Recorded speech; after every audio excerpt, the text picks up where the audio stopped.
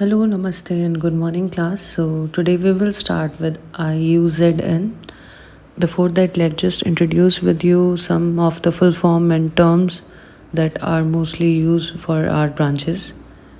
So, first one we have is IUCN, that stands for International Union for Conservation of Nature.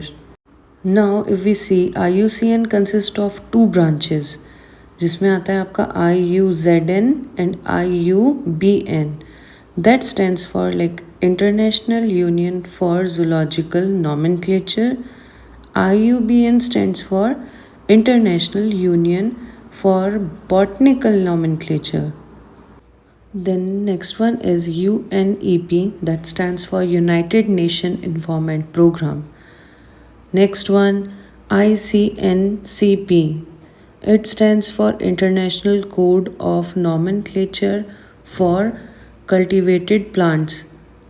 ये full forms possibly आपके 1 mark question में आ सकती हैं. That is the reason I am informing you about these. Now come to our topic, that is IUZN, that stands for International Union for Zoological Nomenclature. One of the primary responsibility of systematic biology is that development of our biological nomenclature and classification. Next one is zoological nomenclature is a language that we use to communicate ideas and information about the diversity of life. In 1898, International Congress of Zoology organized an international commission of zoological nomenclature and suggest some rule and regulations for nomenclature. In 1975, 12th International Congress on Nomenclature laid down some general principles in the form of ICBN and ICZN, that stands for International Code of Zoological Nomenclature and Botanical Nomenclature, which are as following. So students, now these rules are quite important. As being botany student or zoology student, you must know these rules at least. So our first rule is binomial and trinomial system of nomenclature should be adopted. Second one, name of genus should start with capital letter followed by species with small letter. Third is, the name of genus should be a single word and difficult long word should be avoided. This line means कि जो आपका genus का नाम है वो एक single word में होना चाहिए, ना कि बहुत लंबा और बहुत डिफ़िकल्ट होना चाहिए. वो अवॉइड किया जाता है जो टफ वर्ड रहते हैं उनको. Then fourth point, genus name should be read as a generic name followed species as a specific name. Fifth point is the scientific name must be derived from Latin language only. जो scientific name होते हैं वो Latin word से ही derived होने चाहिए, Latin language से, sorry. Six point, scientific name must be always written in italics और underline only. तो अगर कोई भी साइंटिफिक नेम आप लिख रहे हैं तो that must be in italic, मतलब आपका फॉन्ट थोड़ा टिल्ट हो जाता है, या फिर आप उसको अंडरलाइन करके ही लिखेंगे. Seventh point is plants and animals should have independent and different name. अगर किसी प्लांट का नेम या एनिमल का नेम सेम होगा तो हो सकता है कि हम गलत डाटा या इन्फॉर्मेशन फिल कर दें. तो उनका एक इंडिपेंडेंट नेम होना चाहिए, डिफरेंट नेम होना चाहिए, सिमिलर और सेम नेम नहीं होना चाहिए.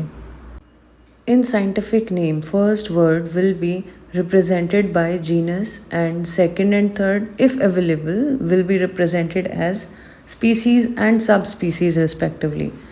तो अगर आपके पास साइंटिफिक नेम है तो वो जो फर्स्ट वर्ड होगा उसका वो आपके जीन के नेम के ऊपर प्रेजेंटेड होगा. अगर आपका पूरा जो उसका नाम है अगर उसमें 3 या 4 वर्ड्स हैं अलग अलग तो वो स्पीसीज़ एंड सब स्पीसीज़ के नेम के ऊपर बेस्ड होगा. Ninth point, within animal kingdom, no two genera should have the same name. Within the genus number 2 species should have the same name. जो एनिमल किंगडम है पूरा उसके अंदर 2 जेनरा का नेम सेम नहीं हो सकता है. दोनों का नाम अलग अलग होगा, दो स्पीसीज़ का नेम सेम नहीं हो सकता है। 10th point, a scientific name must have its original spelling and error must be corrected.